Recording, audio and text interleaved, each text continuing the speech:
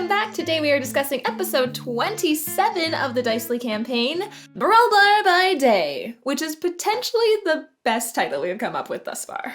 We're picking up in the wake of this giant ambush that we just suffered. There are Shen Kurai bodies all over our campsite. Sarze is nowhere to be seen. She has turned into a cloud of gas and disappeared. And we are left wounded, bleeding, but alive. Nell goes to run a parameter and check to make sure that we are actually alone and safe now, while Drax sets up a healing prayer for the group, and Elwyn and Abe take a look at the sigh that Sarze dropped here. It's cold and sharp, and Elwyn takes it and casts Identify on it. We learn that it's a phantasmal dagger. It has some sort of deep malevolence to it. On its own, it's like a decent magical dagger, but I kind of get the feeling that by attuning with it, we could unlock some deeper, probably evil power to it. So I'm not sure it's the best idea, and so we just give it to Nell to keep in the bag of holding. We find as well, though, that there is this mysterious symbol on the hilt of the dagger. No one in the group recognizes it, but maybe in Brulbar we can do some research on it. We sleep through the night, and in the morning, Drac casts Speak with Dead on one of the dead Shen Kurai soldiers that's sitting around here. We learn just a little. The dead body weirdly doesn't super want to talk to us, but we do at least learn that they tracked us via informants that they've had on the road that we've been traveling, and that they did come with the intention to kill us. So it kind of just feels like we're in the way of whatever big plan Kardrak Mithril Code is cooking up, and he just wants us to be gone.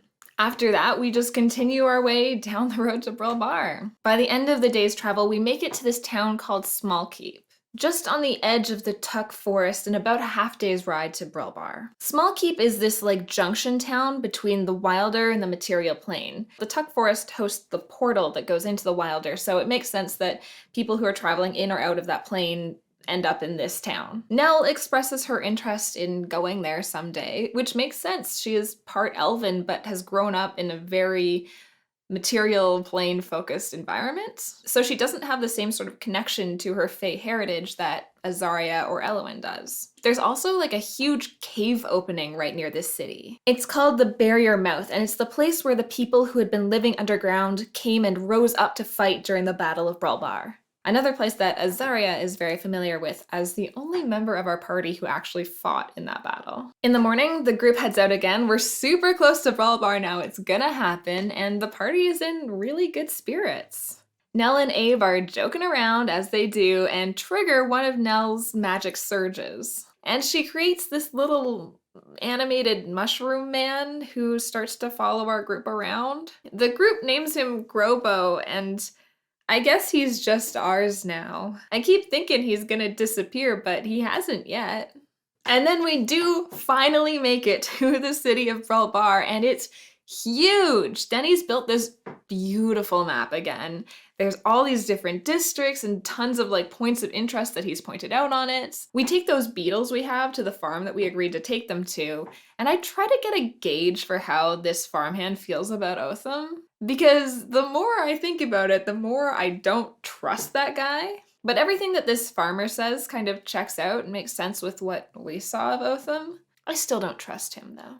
Later that day, the group splits up, with half of us going to go look at buying some stuff for Gideon, and Nell asks Abe to come with her on an errand. And the two of them end up at a tattoo parlor. Nell gets this tattoo on her wrist, kind of Celtic symbols, but with the symbol of Fyra in the middle of it.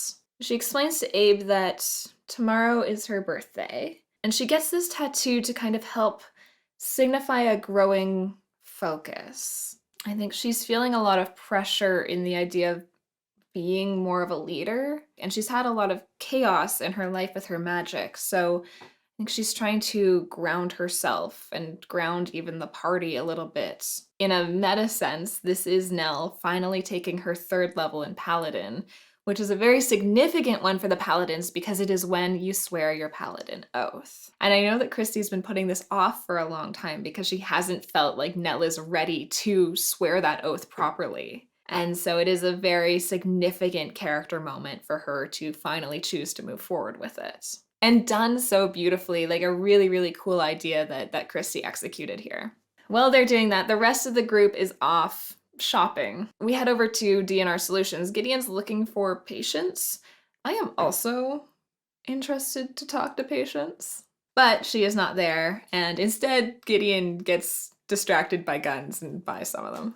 Drac so casually here just mentions that he can cast Sending now, and brings up that maybe he and Gideon could send a message to Gideon's friend Monty, who Gideon isn't even sure is alive. He hasn't talked to him since the event that happened in Balesville. And Gideon, obviously gets very excited, and I get very concerned that we are going to learn that Monty is dead in the middle of this public space. But Gideon takes a hot second to think about it and figure out what exact message he wants to send to Monty, which I think was a great call. And while he's doing that, the rest of the group heads over to the arena, which is next door. And we sign up for a couple fights, I guess.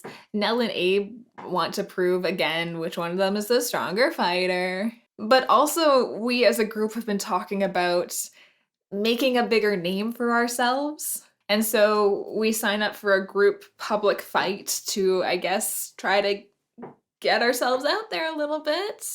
So the fights are scheduled for in a couple days' time, and to close off the episode, we all head back to the inn. Drac and Gideon go up to their room to cast these sending messages. And Drac does send his 25-word message to Monty, and Monty replies.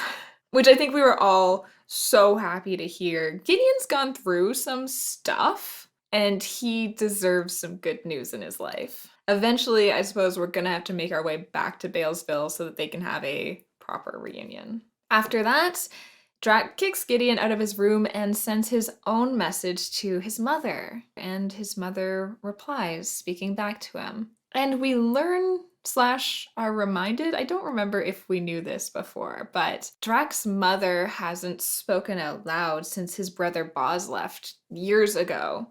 So this message that Drac sends to her and hears back in his own head is the first time he's heard his mother's voice in a long time.